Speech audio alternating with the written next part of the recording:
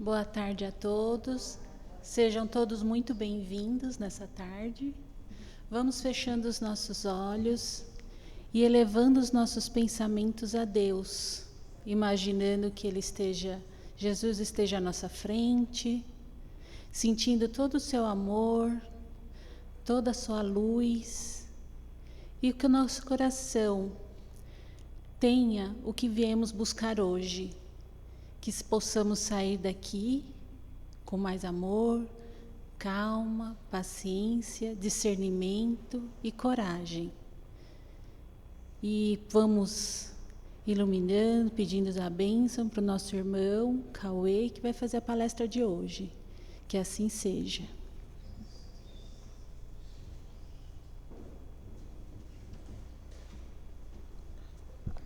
Oi, pessoal, boa tarde.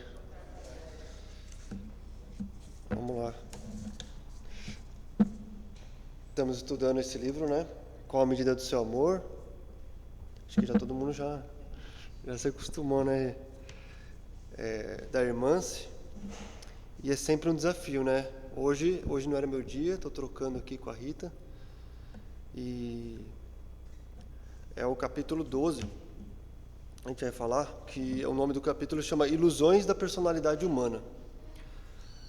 E como de costume, a irmã ela traz na introdução, né, antes de entrar no capítulo, ela traz um prefácio ali, sempre de referência ao Evangelho segundo o Espiritismo.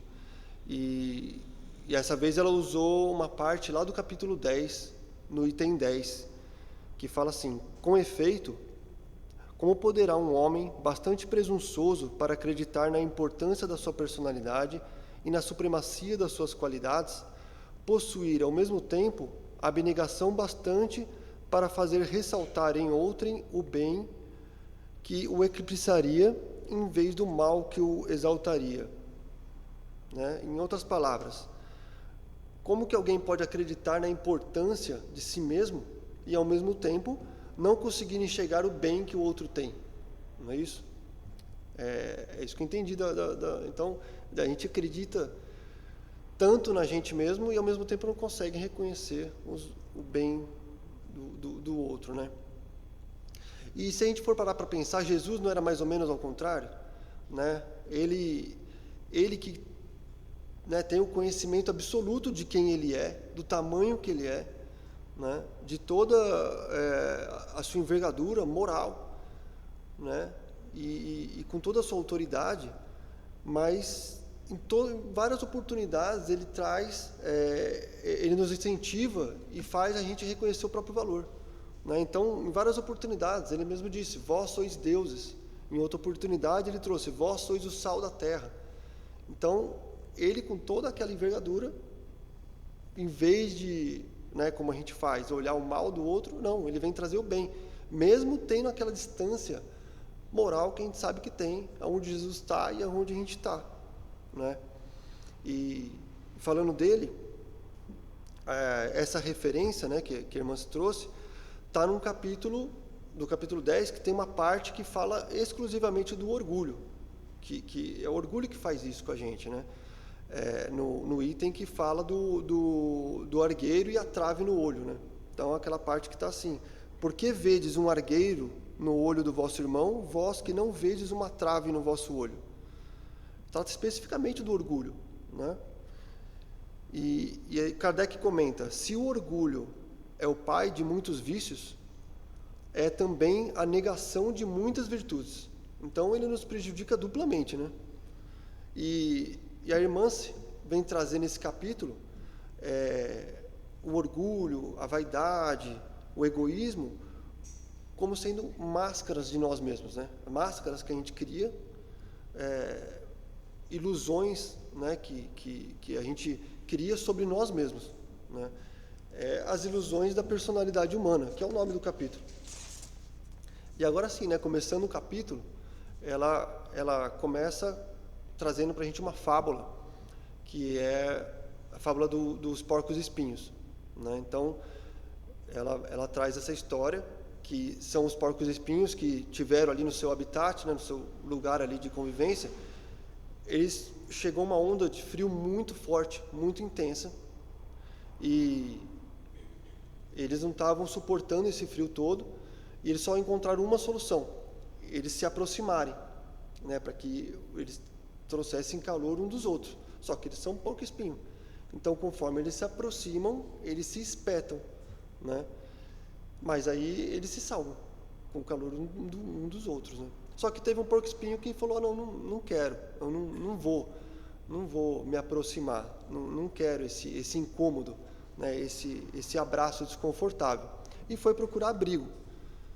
E com o frio que estava tão forte, ele não resistiu, não teve nem chance de sobrevivência. E ela usa essa analogia, né, com a decisão infeliz desse porco-espinho, com os relacionamentos humanos, né, deixando claro que essa valorização excessiva que a gente tem da gente mesmo, ele causa doenças muito graves no nosso personalismo, né, onde a gente vai criando máscaras, né, com base em vaidade, em orgulho, né, na leviandade, tristeza e muitas outras. Então, eu vou trazer aqui agora um comentário pessoal, né? Eu tenho o costume de, quando eu vou ler, eu tenho o costume muito de pensar no autor, né? Então, quando eu estou lendo, eu penso, não importa se é um livro de estudo que nem esse, ou um romance, mas eu sempre penso no autor, né? Em que momento que ele estava da vida quando ele escreveu isso? O que realmente ele queria dizer com aquela obra, né? Então, muitas vezes eu crio uma imagem do autor como se ele estivesse sentado na minha frente, conversando comigo, como se fosse um bate-papo. E com esse livro a mesma coisa. E é do Vanderlei, né? O médium, mas eu penso na Hermance, que é quem escreveu. E quando chegou nessa parte do capítulo, que é só o começo, eu parei aqui, né, e já tive esse choque de realidade, né, porque é como se ela estivesse na minha frente falando sobre os porcos-espinhos, trazendo essa analogia em relação aos relacionamentos humanos, e a gente reflete um pouco, né, porque a gente se incomoda tanto com o outro, né, evita relacionamentos, se afasta, porque realmente a gente que tem espinho, não é? A gente que está incomodando e sendo incomodado, não é? Então, tem aqui no livro, né, ó, tem uma figurinha da Hermance aqui, acho que mais ou menos quando ela era encarnada, era muito jovem, inclusive, né, bonita, com roupas, né, elegantes da época. Deve ser uma mulher que tem, né, uma postura. Nessa parte parece que ela tirou a luvinha dela e bateu na cara, assim. Eu me senti... A gente lendo esse livro, né, quem está estudando, a gente se sente até humilhado, né, Rita? Porque ela bate na gente duro, né? E voltando para a fábula, a gente pode interpretar essa estrutura da fábula da seguinte maneira: os espinhos, né, como a gente vem falando, ela representa as diferenças, né, os nossos defeitos, né, nossas imperfeições, limitações. O frio representa ali a solidão, o vazio, o sofrimento. E o calor representa a convivência, o afeto, né, a fraternidade. E aí, olhando para o porco-espinho solitário, que tomou essa infeliz decisão, a gente pode refletir um pouco. O que dói mais, né? Os espinhos, a convivência, relacionamento humano, ou morrer de frio? Subir numa montanha e viver afastado de todo mundo, arrumar um templo aí e dizer que vive meditando e não faz nada, não produz nada. O que dói mais, será, no final das contas, né? Porque acho que a gente tem que ser honesto aqui, né, pessoal? A irmã se está trazendo aqui no capítulo e no livro todo o quanto a gente deve ser honesto e sincero com as nossas emoções, né? Então, tirando um pouco as nossas máscaras, é claro que tem hora que a gente dá vontade de chutar o balde e ir embora, não é? Todo mundo passa, tem algum momento, não é possível. Acho que, tirando Jesus, todo mundo já sentiu vontade de ir embora, se isolar, não é? Falando, estou de saco cheio, e ir embora. Mas, usando a história, né, a fábula do porco-espinho, a gente sabe onde isso vai, o que vai trazer para a gente, né? Que está claro que a gente não vai muito longe com essa solidão, com esse evitando, né, o afeto. Aí depois ela vem nos apresentar, depois que ela apresentou algumas causas, né, dessas doenças da alma, os espinhos, né, ela vem ensinar um pouco para a gente sobre o personalismo, né, e ela começa explicando o que é a persona. A persona é aquela máscara que usavam nas artes antigas, né, da Grécia, principalmente do teatro, que é aquelas máscaras que cobriam o rosto, né, todo do ator, e essas máscaras refletiam, expressavam a identidade visual do personagem a quem o ator iria interpretar. E ela, inclusive, tinha na boca um formato de megafone, justamente para facilitar o som ecoar, né? Então, isso que é a persona, são essas máscaras, né? E significa o quê? A cobertura, né? Aquilo que não é verdade, né? O inverídico, né? O ego. Resumindo, é isso. Quanto mais ego a gente tem, mais máscaras a gente foi criando, através da nossa imaginação doentia, nos supervalorizando, né? E o sentimento do personalista é assim mesmo. Ele está baseado em mentiras, em máscaras, né? Ele gasta uma energia muito grande, né, nesse departamento da imaginação para alimentar essas máscaras, né, para alimentar essas supervalorizações que a gente vai criando sobre a gente mesmo, né?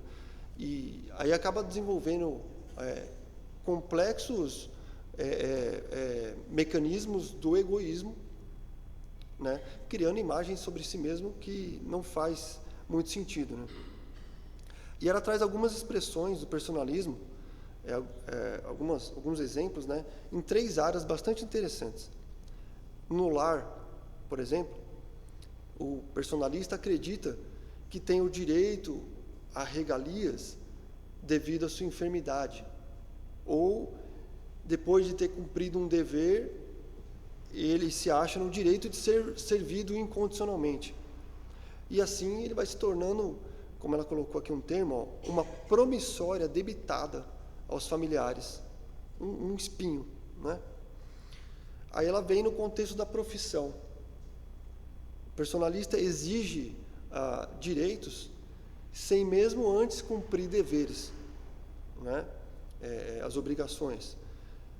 O personalista deixa de cumprir funções, né, que estão designadas ao papel que ele tem que fazer, sem empenho, né, com má vontade, sem dedicação. E aí ela trouxe o outro contexto, que é na comunidade doutrinária, ou seja, no nosso caso, que estamos aqui na casa espírita, né? Então, o personalista, ela até coloca assim, que ele sofre uma crise de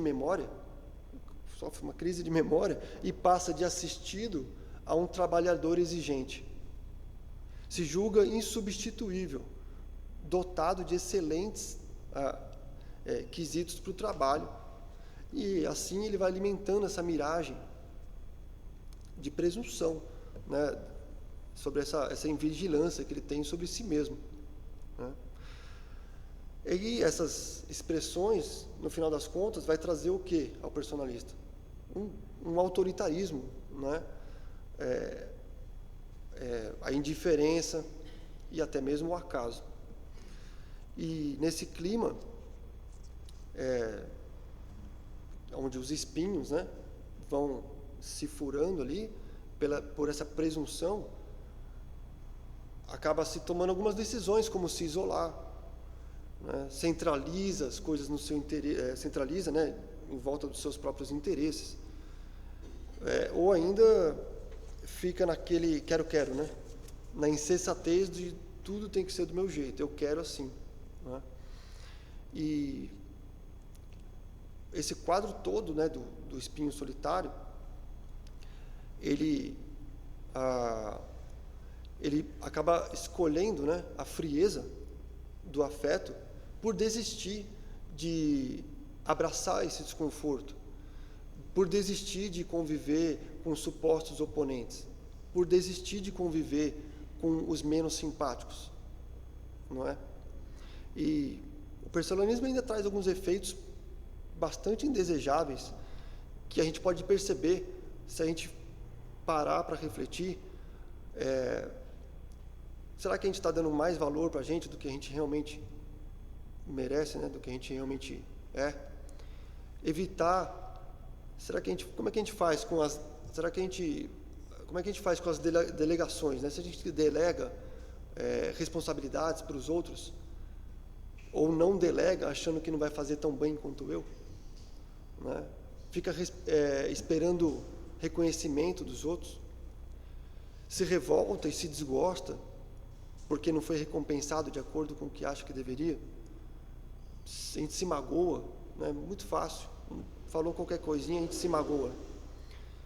Provoca desunião no caso de não ser reconhecido, de não ser feito algum capricho na gente. Então, tá claro, pessoal? Tá. Porque é difícil, né? Um capítulo bem psicológico, assim. E depois disso, depois disso que ela trouxe algumas explicações, né, sobre as causas da doença, depois que ela trouxe um pouco sobre personalismo, ela vem trazer para ficar um pouco mais leve, né? Ela vem trazer um pouco sobre ela trazer uma explicação como se fosse um tratamento, né? E ela inicia essa parte do capítulo com uma reflexão. Nós, né, que já decidimos pela autotransformação, pelo menos a gente acha que sim, será? A gente deve buscar a despretensão, né, com o objetivo de acabar, de erradicar essa escravidão que é o personalismo, né? Acabar, ele é bem cruel, né? Ele nos torna escravos dessas máscaras que criamos, né? E uma das coisas que a gente tem que fazer para isso é o reconhecimento das nossas emoções, sermos honestos com nós mesmos em relação às nossas emoções, né? É isso que a irmã se traz bem nesse capítulo, a gente ser sincero e honesto com aquilo que a gente sente. E ela põe como se esse é o melhor antídoto contra o egoísmo, né? E através do autoconhecimento, reconhecer as nossas faces sombrias. A gente deve mergulhar mesmo para nos conhecermos, né?